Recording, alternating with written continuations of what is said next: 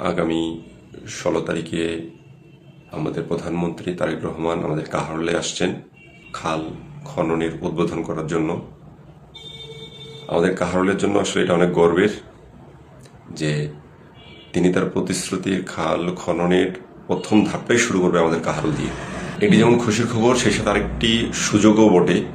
আমাদের কাহারোলে যে আসলে মেইন সমস্যাগুলো রয়েছে, যেমন রাস্তাগুলো সংস্কার করা, হাট প্রশস্তকরণ, ড্রেনেজ ব্যবস্থার উন্নয়ন, ভালো খেলার মাঠ তৈরি করা, সাথে বাইপাস একটি রাস্তা তৈরি করা, আমাদের কাহারোল থেকে বাজার কেন্দ্রিক যে রাস্তাগুলো আছে সেগুলো যেন বিকেন্দ্রীকরণ বাইপাস করে যেন রাস্তাগুলো সংযোগ করা যায়।